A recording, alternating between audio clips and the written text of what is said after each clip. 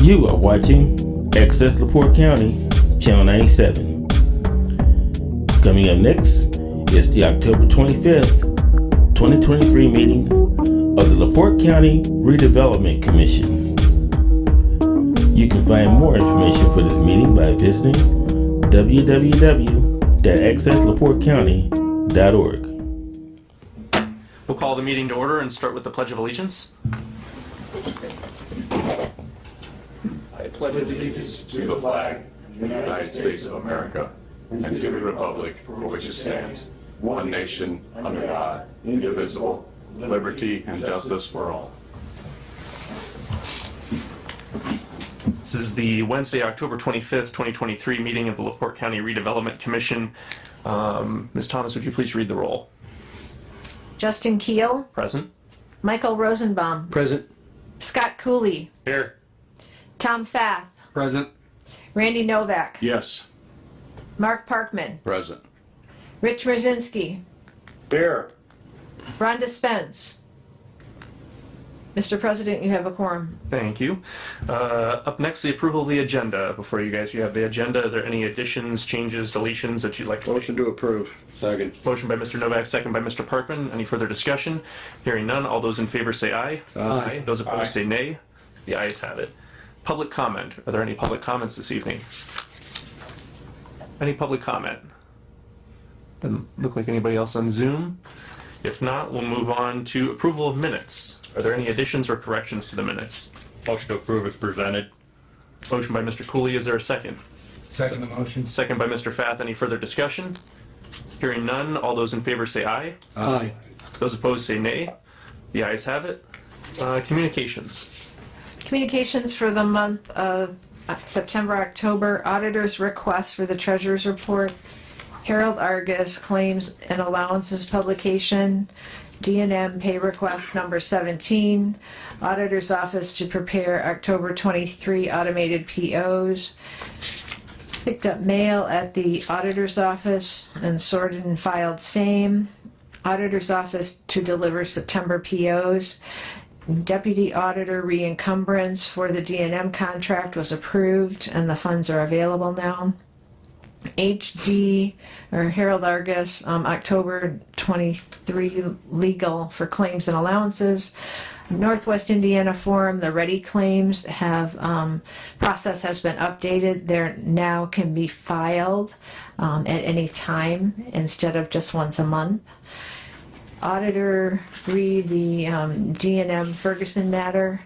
Assessors read the appeals. County planner read the 2024 salary contribution.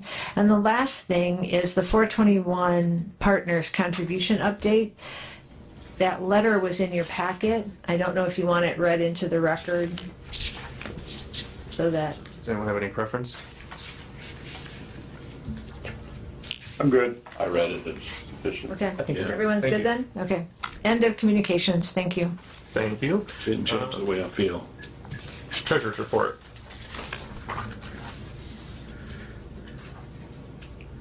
Treasurer's Report, the balance after your claims today in the US 421 allocation area 1 is $258,550. US 421 allocation area number 2, the balance is 0. KIDC TIF, the balance after today's claims is $81,507. 39 North, balance after today's claims is $87,530. And just for information regarding the US 421 utility project, the county council contribution of $2 million in ARPA funds has now been used in addition to your bond proceeds. So at this point, we will now go to the RDC funds to pay the balance of the project. Thank you. Consideration of claims.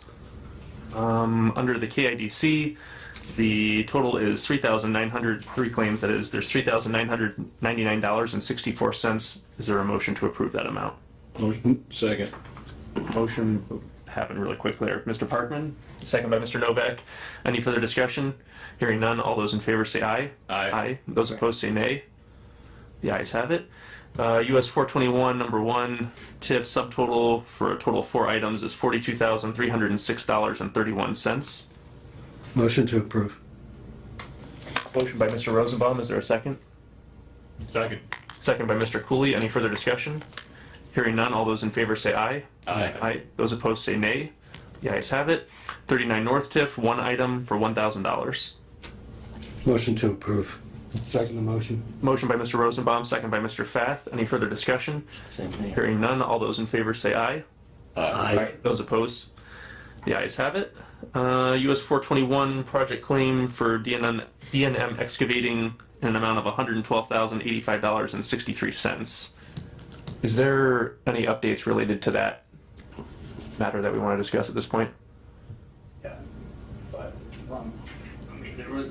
There was from a meeting before our last meeting. I think it was number 16. There was 45,000, and there's a mechanics lien. I know Ryan's here today, and he was going to address that to the board because there was over $200,000 in mechanics lien for the supplier Ferguson, and then there was some partial release. I believe a waiver release from Ferguson for a portion of that. So I know Ryan's here, and I know the board wanted him to show up to discuss that with you. Guy, did you have anything to add?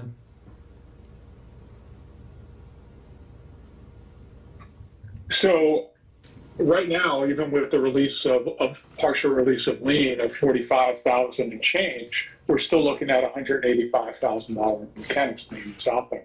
So we need some understanding of why these prior bills weren't paid, and how can we assure that if we release funds to D&M, that those funds are going to be used to offset that mechanics lien. So that's the concern that I have. Okay. I sent over Your name, you gotta state your sorry, name. Ryan with DNM Excavating, Ryan Miller. I sent over the partial waiver from Ferguson for pay app 16. Pay app 16 is roughly 45,000. Partial waiver was for just a bit above that. The payment that you guys have or the pay request you have tonight is about 100 I believe. 112. 112 plus 37. 149. Yeah. 149 and some change. Yeah.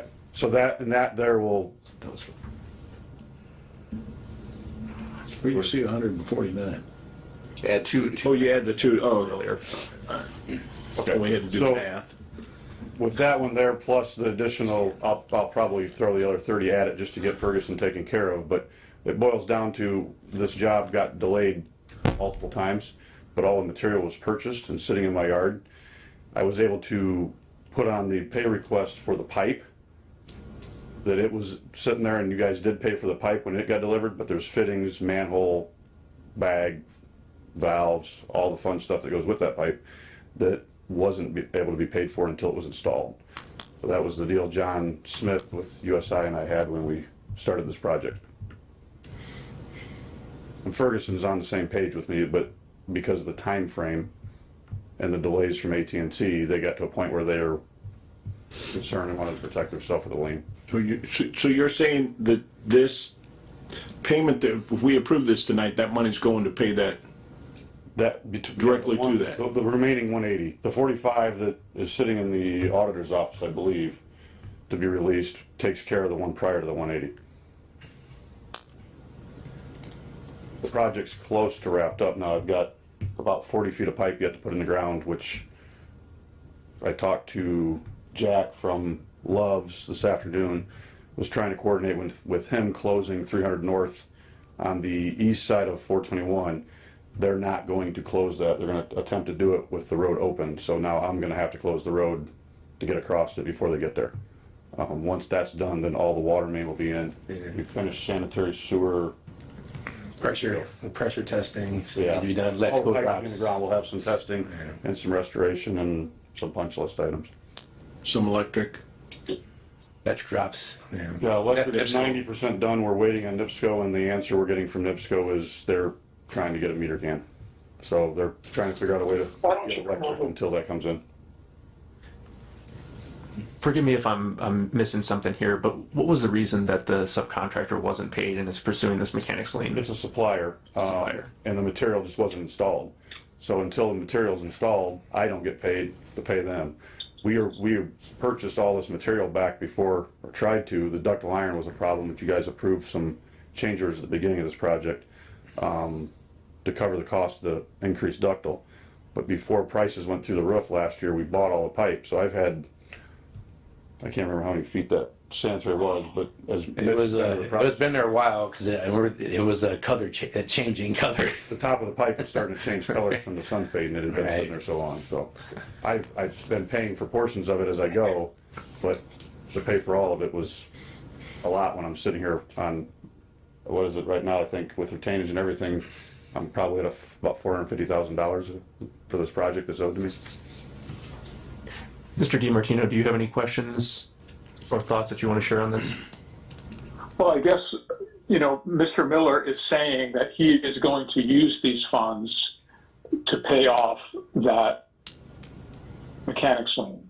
So if the funds are released, when can we expect, Mr. Miller, a release of lien or at least proof that the Ferguson mechanics lien has been extinguished? If Kimberly with Ferguson is at work the day I get the funds from you guys, I would expect I could have it the following day. Okay. Well, I mean, based on Mr. Miller's word that he's going to pay this bill, I would recommend that you go ahead and approve the claim. Should we make it subject to that lien being paid off, that this should go towards it?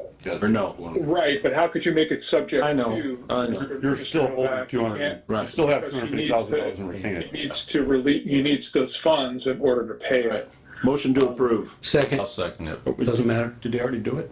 Did you already have a motion? No, we did not. We went and spoke about it first. Motion by Mr. Novak, second by Mr. Rosenbaum. Any further discussion? Hearing none, all those in favor say aye. Aye. Aye. Those opposed say nay. The ayes have it. Thank you. Do we also need a motion to release the check that's sitting in the auditor's office so the auditor is comfortable releasing it? I would think That'd so. be a good idea. Motion to approve release of the other check. Second. We're holding also. Motion by Novak, second by Rosenbaum. Any further discussion? Hearing none, all those in favor say aye. Aye. Those opposed? The ayes have it. This brings us to the JBC rail claim for $45,000.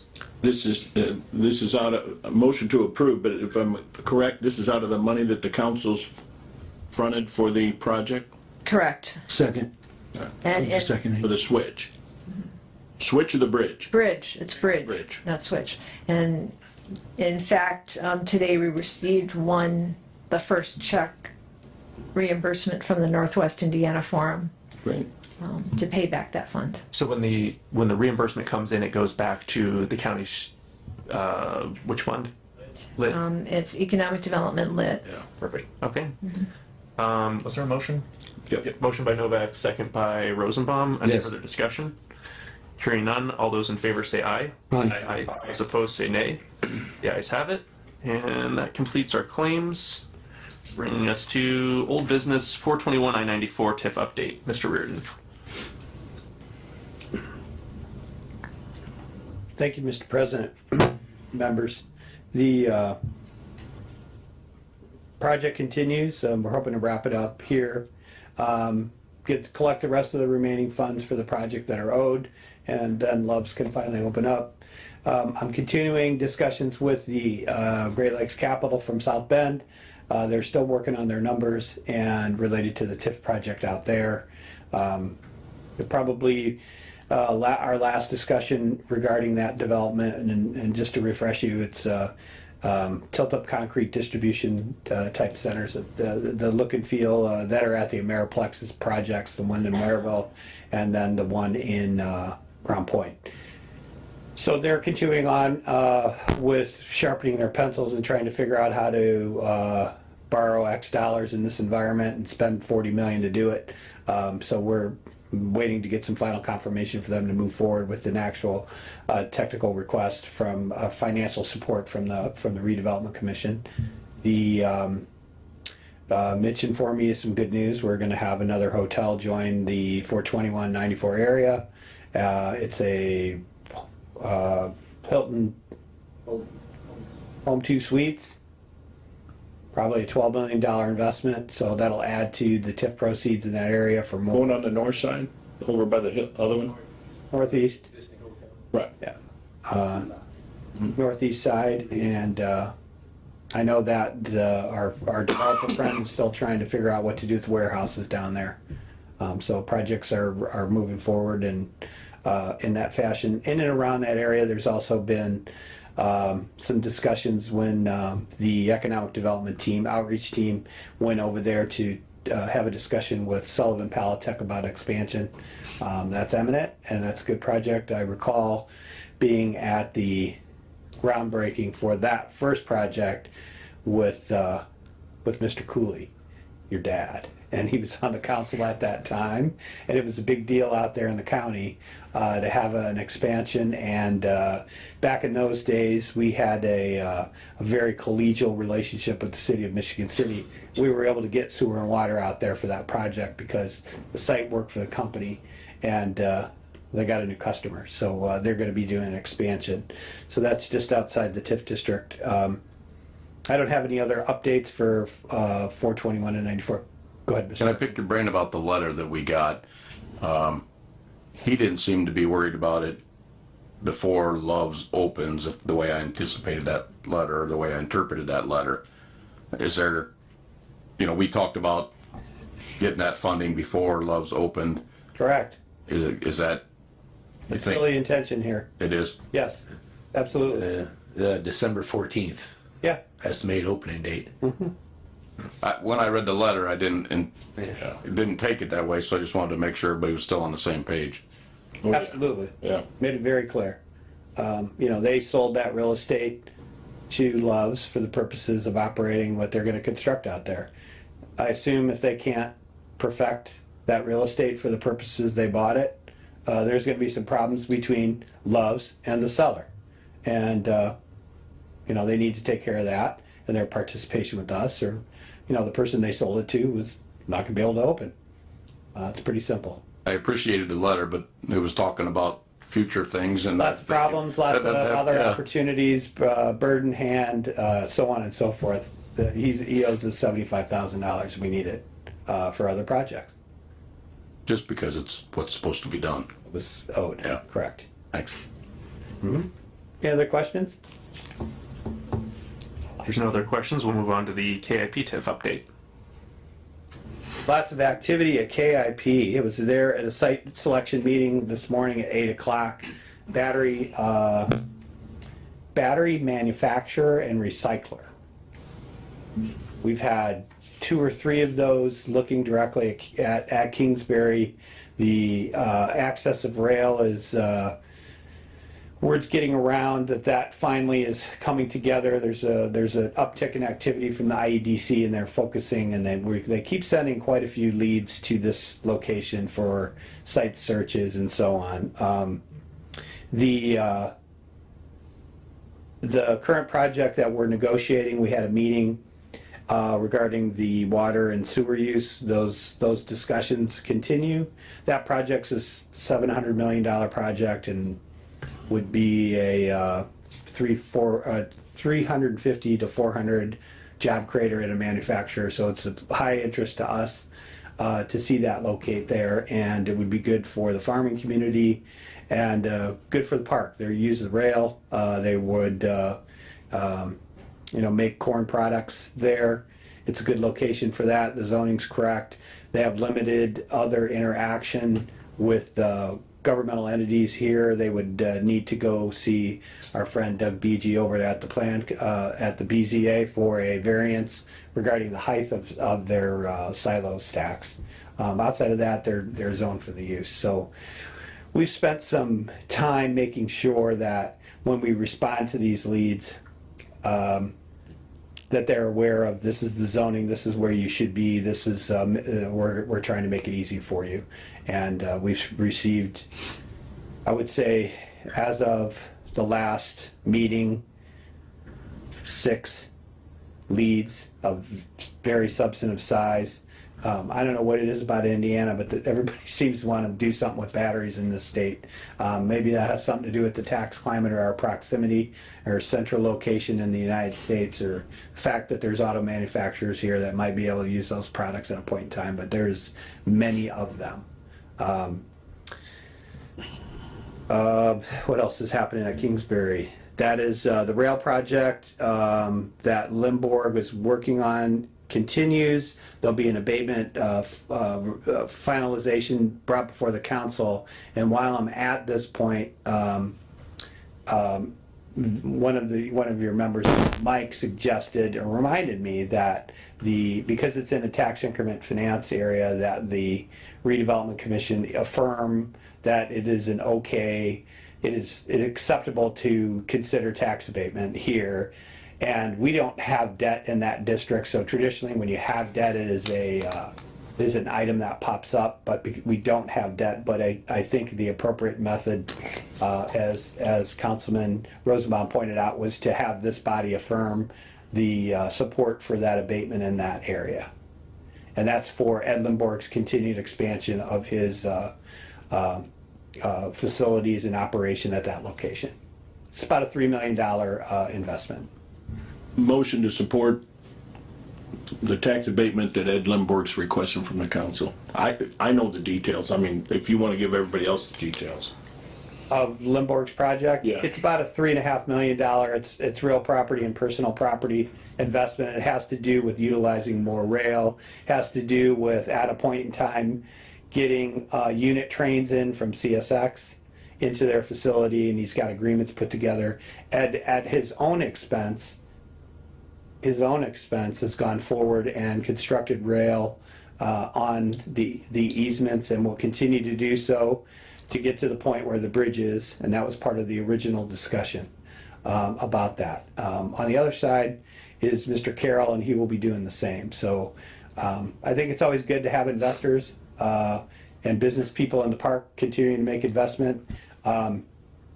Mr. Limborg didn't sit on his hands and jump up and down and say the county didn't do this in front of my property. So no, he took the initiative. He did it himself. Him and his attorney team worked out the details with staff to allow access to build improvements on there, and went through the ownership discussion of that.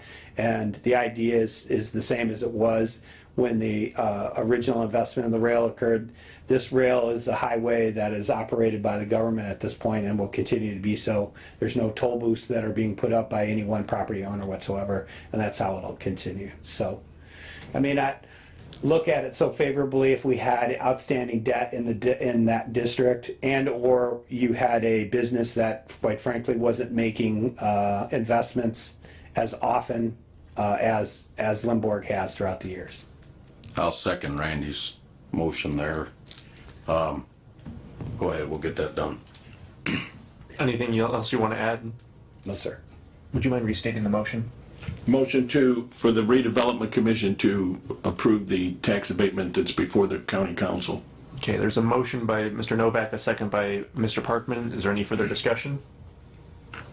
Not all those in favor say aye. Aye. Those opposed say nay. The ayes have it. So you didn't approve anything. You just agreed to allow them Right. to get consideration. So that's a good thing. Can I ask you about are we anywhere with the roads out there? I know we've talked about that. Is there an No. update on that? No, sir. We are not.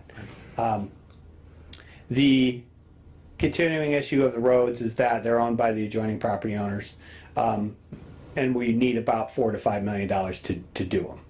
And there are a couple of approaches we can take, and that is to wait until the government, or we can get a grant from somewhere else or somebody, maybe the EDA, to fix the roads in the park, which is not likely, or we can continue as we are for now until one of these transactions moves forward, in which part of the TIF money would be used to make those improvements overall in the park.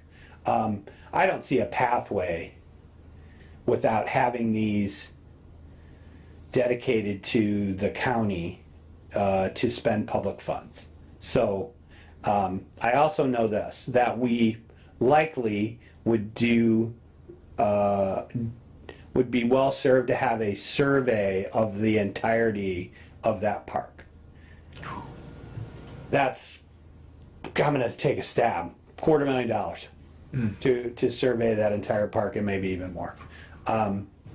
We have, and I know that there was legal action that was, we tried to get the information together on the easements, and so I think in order to move forward, like we had discussed, that either through the county surveyor, because these would be public roads, that they survey the roads. I need a legal description of the roadway that we would want, and then an offer to the adjoining owners would be made to them directly, whoever they be, and there's likely to be many. They would have to consent to donate, or the other side of that coin is the redevelopment commission, like we did at 421 and 94, would have to go into their pockets to buy easement rights for that. I don't recommend paying anything for any of this at all. Their property's gonna go up in value because of the improvement in front of it. Without a doubt. De facto, they are used as roads. Somewhere in the back of my brain, way back when I got to be a real estate commercial broker, I know that use can sometimes dictate ownership. And those roads have been used as roadways, as public ways. So, and I'm not gonna jump into Doug's shoes or Guy's shoes, but I know that that's also out there. So the best pathway forward would be survey the roads, identify the owners, send them a letter, give them a timeline to deed it over to us. Or the county stops, doesn't do any roads, doesn't go on private property and make improvements, and makes a deliberate stance about that lack of participation, because that's what happened the last time. You know, there was a lot of time and effort that was spent to get this information together, and there were people who pushed back and didn't want to give up the roads and wanted something else, and quite frankly, it stopped. So those are the options as I would see them to get the roads finally done.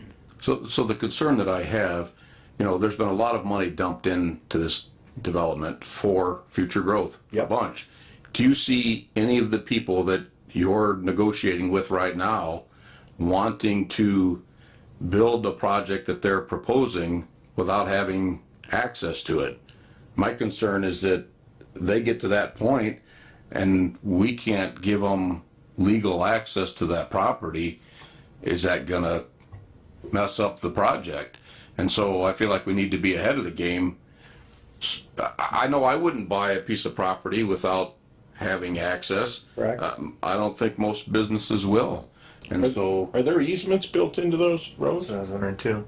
I don't think so. I believe it was all everything's private. landlocked. No, Then it's landlocked. they're owned by the adjoining property owner. That's why So then it's landlocked technically. Technically, you would say that. I mean, it needs to be a priority for us to get that done so that, and I'm not sure what the best answer is, but, you know, Mr. BG represents many of the people out there. I don't know, you know, but it should be a priority of this board to get that finished, otherwise nothing's gonna happen out there. or at least at a minimum, take a street every year so that we're not taking on $4 to $5 million at a time. Yeah. And go, So we're I gonna start take at this Fifth, one. and I Right, work my way to the front. right. That's where the rail is. Right. So let's say we. So do you have access to Fifth from the front? Do we have any agreements on Up road. any road altogether? Hup Road, I think we're done. Up road except 3 pieces. There's Right. still 3 people. In the front? Yes. And I think Ed's got a plan on that. Yep. Yeah. So I would recommend that we. Still get that lawsuit. Are the property owners paying taxes on the portion of the road that they own? When you look at it on Beacon, it all shows up as one parcel with Doesn't it? no taxes being assessed to it. It kind of got Is that changed accurate? back and forth, and it's gone back and forth. But I think where I think there's an assumption that those are public ways. They're not. I went to the title company. We expended money to do this, Right. to figure out the answer. And the answer is when Half Watson sold property, he sold it to the center line, of the roadway. They also owned all the roadways. And they sold it. But there's no easement, I mean, because my property shows to the center of the roadway. But That's your property. But the county has. Right of way. easement, a right Not of that way. I'm not aware of any recorded easements for those roads that are dedicated Then we should for. probably notify Mr. Schultz to redo the tax assessment. Well, I'm pretty sure you I put a take little care more of that. urgency on, When you click on the parcel, you'll see it goes. To the center of the road. Oh, yeah. Right. So, Mr. double B, check on that, make sure I it's all will. reflected in Beacon properly. I'm happy to make sure they're paying their fair share out there. so Mr. BG, is there a law that after it has been used for so long as Mr. Reardon talked about, are you familiar with anything that Adverse addresses possession that? or something? Yes. Yeah. Yeah, it's called, there's a call out, three areas. One area is adverse possession, okay, and if you possess it for a period over 20 years, I believe, it's open and notorious and against the owner's use, you can claim ownership. 20 years. There's also something called a prescriptive easement. It's almost the same thing, except you don't own it, you're going over it. There's another law that a lot of people don't know about, and that is if there was a parent parcel that was split that subsequently caused a parcel to be landlocked, you can file suit and get a court order to get through. Okay, and then I'll add, when I was county attorney, my partner now, Brad Adamski, approached a lot of the landowners, and they just either didn't respond or wanted something. And we made an effort and really didn't get very far at all. We spend a lot of time and money trying to get all those Ain't easements. got nowhere. Yeah. Now, some, like the Lindborgs, for example, they've changed their position now, obviously. And you also need to know, this goes back, I don't know, 10 or 15 years. There's a lawsuit that's still technically pending between the county and Stevens, because they own the road at the entrance. And when there's some kind of road construction, and we came to an agreement on an easement to go around the construction, but ownership of that was never resolved, so that's still technically sitting there. And I'm not real sure, it's been so long, I don't remember how many years it's been sitting there. That needs to get resolved at some point. Now, on that one, I represent Stevens, but, so, just so you guys know. By the way, yeah. Yeah. And So does that mean, so Doug, does that mean we can sit down and try to negotiate that? Since you represent Stevens? I gotta find out where Babs is. I haven't talked to her for a few years. But yeah, I mean, we can approach it, but it's, nobody's wanting to budge, wanted to move it for several years, so it's just been sitting. Okay, and everything I told you is subject to, I gotta make sure there's no governmental exception to the adverse possession and prescriptive easement, because there might be, since we're talking about the I government. vaguely recall asking Guy if there was some sort of conditions to adverse possession here. Guy, did you want to weigh in on that? I would have to look it up. We haven't maintained the roads, but we've been clearing them, we've been using them, the public's been using them. So we would have to do the analysis to see. But then again, you're talking about taking on, litigation potentially with a number of landowners. So you're gonna have to look at that. The best thing to do would be for us to see if we can come to an agreement with as many people as we can, and then pick off each additional one based on, where you want to start doing the work. You know what I mean? Right. Because I think once people see work being done, it might change their position. It would help if they're not currently being taxed on a roadway. Yeah, that would be great. That would but be we'd have to- great if have we to look. weren't. Okay, I mean, correct. I don't know if Yeah, I we think are or it's not, but It's about 4.5 acres of, when you add all that up, of the roadway. So I'd suggest this. Why don't I start with fifth line and fourth line? That's where the rail are, that's where the investment went, and figure out how to get it surveyed where we need the road, and go to the property owners and request that they, I don't want to own it, we just want an easement to provide a public right-of-way for use, or general utility easement would be my recommendation, in case you need to run whatever, cable, water, sewer, along that easement.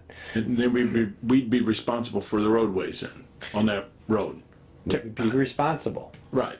So I think we need to have a sit down with the highway department and bring them in, just so that we're not. I agree. By the way, Yeah, the highway department has in the past 5 gone miles out of there and roads. they've graded the roads and they've helped out. Apply And to your it's just it's one of those items that it's kind of a good problem to have in that we have the land to develop and the roadway easements are there. So unlike different situations where you're running through people's front yards, this isn't. This is an industrial park. The other alternative, which we had tried and not had success, was to request that the businesses in Kingsbury create their own, like an HOA, but for a business park group and take care of their own roads and bring us a plan. And I don't have high hopes for that occurring. So I think we're back to what government levers can we pull, which would be get a survey, request that we were going to make this a general utility easement. Here's the boundaries, and request that they all sign off on it and see how far we get. And if the answer is no, the recourse is then we move the road around that person and go forward and go on the other person's property. That's another option. Somebody sells the land. Let's say Mr. Barr sells his property. Mr. Barr could put a road on his property. Now, who's going to use the other road? Well, nobody is, because we're going to put up a fence. And those are the consequences of not participating for the landowners. We're not trying to make it harder. Nobody's asked them for any money. If these folks think that these roadway easements have somehow now, hundreds of thousands of dollars or thousands of dollars of value, I would suggest we go through our roadway inventory and see how many other roads you could sell them. They don't have value. They're an ongoing cost. Yeah, I got bad news for the landowners. The county isn't sitting on millions of dollars that it can pay for land right now. So yeah, so that's a tough. I think we need to get the entire hub. What, Hupp Road, the three other parcels? Right. Oh yeah. We need to get that finalized. Yeah. We're going to send the same letter to those people. Right. Why don't you go ahead and dedicate this to us? Okay, well, keep us updated on the progress of that. And Mr. Rosenbaum, Mr. Parkman. So what does this board need to do? Do we need to ask the council to fund this or something for some survey work, or what? How does the survey work get paid? What we've talked about this for 6 months. We've got projects that are wanting to come in. We're going to miss the boat if we don't have something in. What if Guy and Matt work together to come up with like an actual written plan, some sort of memo to us of what the strategy is, so we know what steps we need to take and what order they need to be done in, so we have clear marching orders? Would that be helpful? Well, Yep, we'll get that done. there's funds in that account.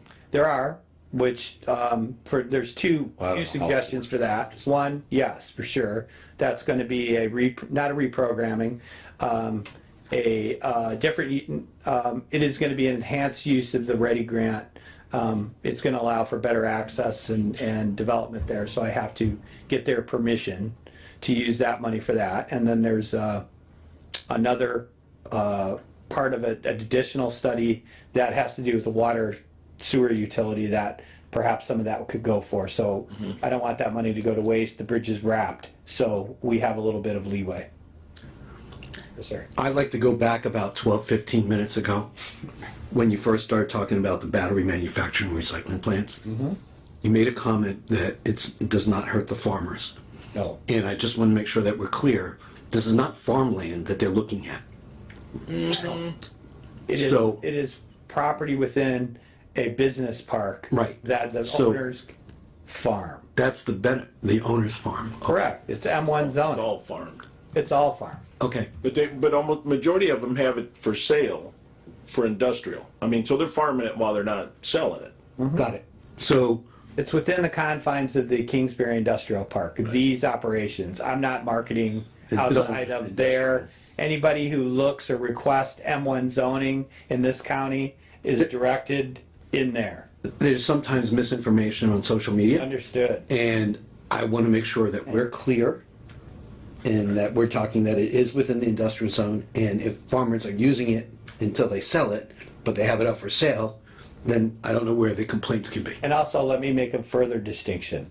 There was several battery plant recycling operations that have requested that. The specific project I was talking about was a wet corn mill that takes corn and processes it and sells the product, which would allow farmers from the region to bring their product to this location.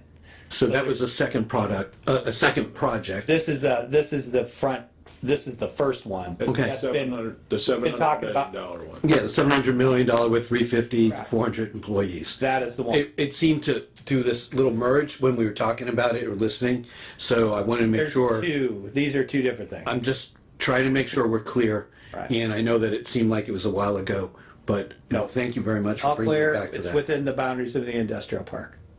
Thank you. Anything else on KIP? If not, we'll move on to the 39 North TIF update. Well, as the commission knows, the city has moved forward with their annexation plans, so we're just requesting the just direction for Guy and I to figure out the best way to deconstruct the TIF. There's tax implications that happen as a result of the city overlapping. To sit down with the city's FA and figure out what their thoughts are. And I know they've done annexation studies that indicate what they're doing. I just haven't looked at them because it's none of our business or none of my business in this regard.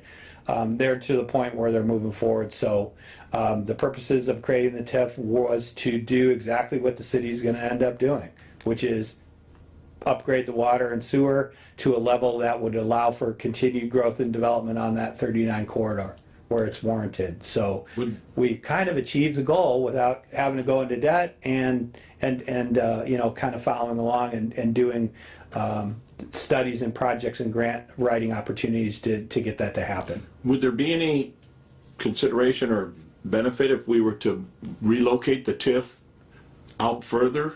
Because there are sewer lines through the conservatory district all the way out to 20, and we've been approached by, this board's been approached by a couple entities out there requesting sewers out there. So that's a good thought.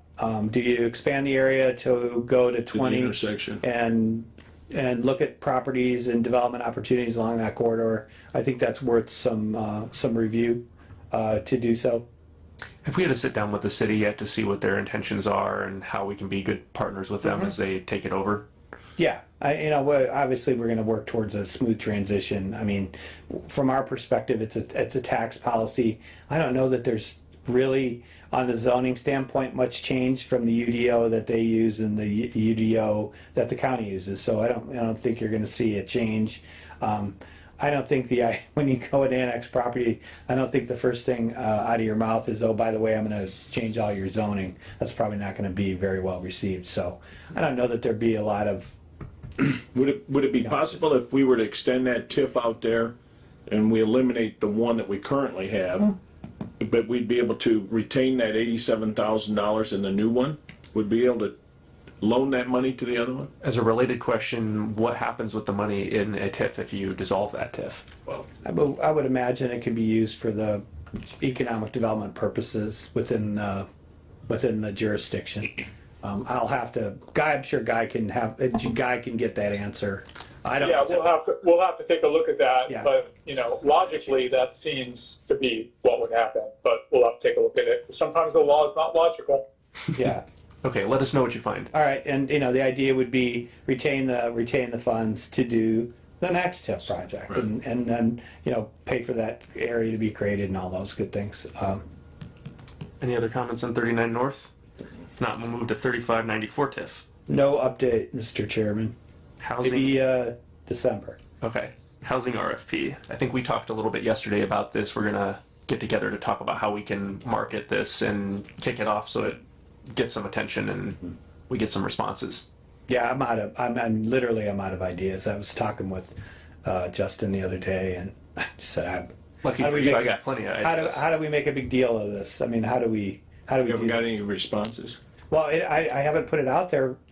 I'm trying to figure out the best way to get this in front of the most landowners without, one, getting misinformation generated as if now, oh, look at this, the county's trying to take people's property, and don't call them because if you do, they're going to put you on a list. I mean, we don't want that to be the case. I mean, Yeah, we don't want to be very misrepresented. So clear. I'll be working with Matt, and we'll come up with a way to maybe do a press release, talk with some other entities to make sure the word gets out there. We'll go from there. So, if I might, Mr. Chairman, this is related to TIFs and new TIFs and opportunities, and this is related to the housing TIF. Councilman Rosenbaum brought up an idea, or just mentioned that there's property owned by the county, and we should look at those parcels first, like as an opportunity. If we own property, we need to just let's look at those, take a hard look. I guess there's one out on 20, like where the highway department's going to be relocated. I don't know how big it is. It's 2, actually, off of 2. Okay, It's off of 2. Okay, I don't know how big it is without looking into it, A but few acres with the lake. 40 acres. You can put a lot of houses on 40 acres, can't you? About half its lake. By what? Half its lake, though. So Yeah, about, majority of about 20 developed. About Lake 17. houses? Yeah, 17 maybe. Even better. Developable. Even better? Yeah. County's developing lake houses and taking Yeah. people's property, is that what's going on? No, I'm just kidding. I thought we're No, looking, but I I thought gotta we're looking get at an a park. inventory together of the property owned by the county. I think that makes sense. Some of it, I mean, you guys own parcels out in Kingsbury that, you know, nothing should be built on, to be quite honest with you. But there's other parcels that might have good enough characteristics where we become the land people, we become kind of the development entity, and you're able to guide what happens out there, and certainly sticking with the tenets of water, sewer, you know, appropriate storm at that location, maybe not a bad one. Now, I don't know that I would burn through my residential TIF deal on only 40 acres, but it depends on the density that could be developed there and the desirability of that location in the marketplace. Could be. And it's just one idea of many, so Yeah. it you know, don't want to leave anything unturned, so, you know. Yes. So while I'm up here talking about TIFs and new TIF area, we have been working closely with the Purdue North Central on what they're doing, what they can do with campus and surplus property. So I had a couple conversations with Steve Turner and Commissioner Fath was with me, and we were talking. Really, it was in more along the lines of what's happening with the prison development, and you know how Westville is going to benefit. And then we kind of broadened the discussion with, well, you know, the university is just right up the street, and you know, you guys are, well, you got land over there. I mean, I know there's some topography out there, but you know, I haven't met an operator that wouldn't want to get out there and get me a nice developable pad. I'd spend some time doing some mass grading on that. It's right off I-90. And why this is interesting is that a project called the Quantum Corridor, which is there's conduit, just not lit fiber underneath 90. And the Quantum Corridor starts at Cermak in Chicago, comes through the data center in Hammond, and follows 90. Well, 90 goes right in front of the university, and the university is part of the Quantum Corridor. So I took a flyer and talked with the facilities VP, and I said, can we include you in our submittal with the site selector? And he said, sure. So it went from that to, why don't we just do a data center? Why don't we feature this parcel as doing one?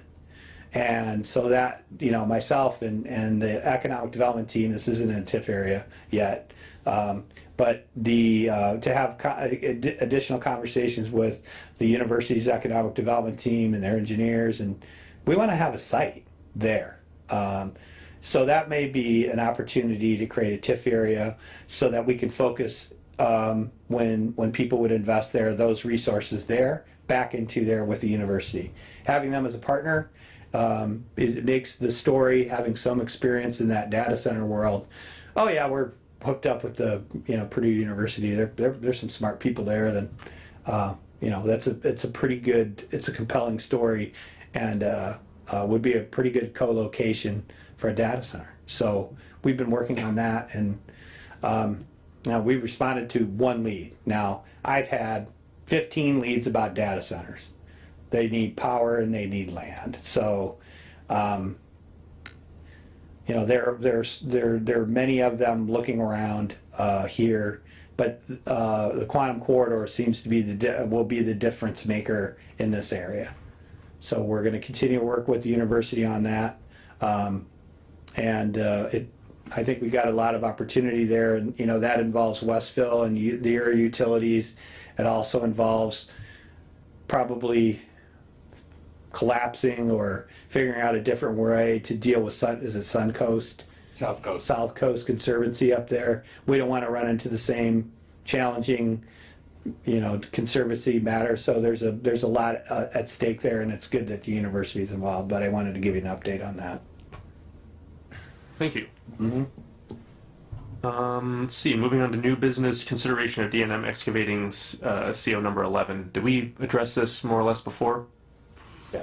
No, different thing. Okay. This was regarding the easement agreement on 950 with two parcel owners. There is a part of the easement agreements.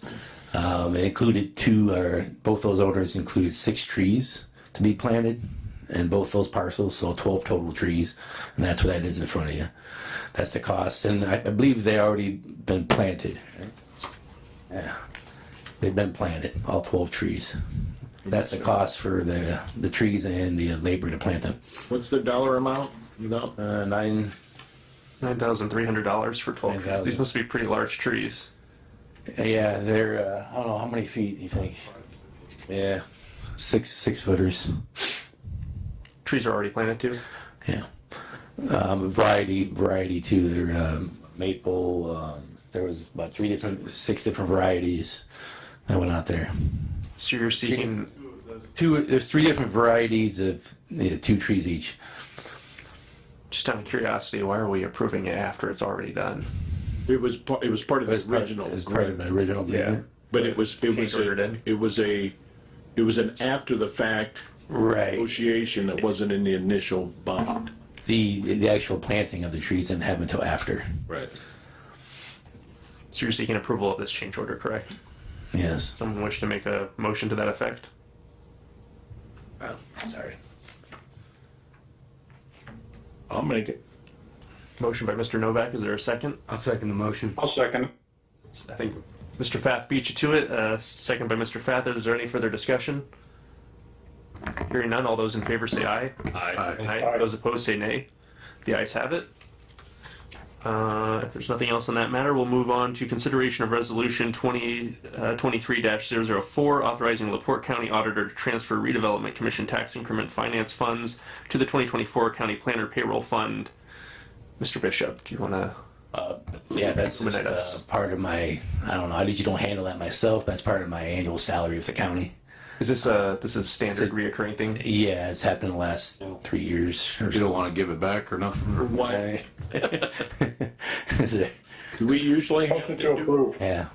Yeah, it's you know, Mitch barely helps out. I'm just letting you know that he's not really helpful to the operations. No, a handful of years ago, the board recognized a lot of the work Mitch puts in. When I have any questions about roadway and process and those items, he's always ready with that. Mitch is also a CDBG grants administrator, just like Mary Jane is. So these are professionals in these industries that are very helpful in redevelopment, and that's why we pay them and they're on the team. They do a great job, and like I said, Mitch does a lot of work with us, and he sits in when appropriate with economic development leads that are talking about infrastructure, connectivity, and zoning. He provides that clarification when a development or developer is looking for a confirmation of zoning letter. That comes from Mitch also. Just you all know Mitch does a good job. And I think it's important that everybody else knows that he does a pretty good job. So Motion to approve. there's a motion by Mr. Brzezinski and a second by Mr. Novak. Discussion. What you got? Mr. Rosenbaum. I just want to confirm, the way this is reading, We're doing it now, so it can be paid for 2024. And is this an annual recurrence situation that we need to constantly do every year? Well, that's my question. We didn't do this we've been doing it for 4 years and we didn't. We do it every year. We pass this resolution. So that it's paid for the next year. I do agree that it does seem a little bit odd that we're approving to use 2023 dollars to pay for 2024, but maybe that works. That's always with wage. We did pass the resolution in 2022 for 2023. And I think we used 23 to pay 24 because payroll starts in mid-January.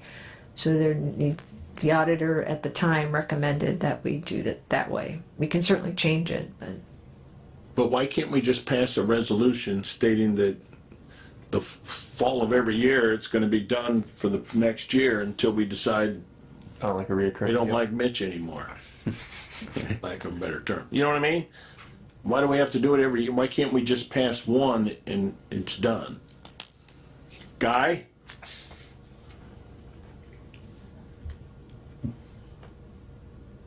He's rushing to the unmute button.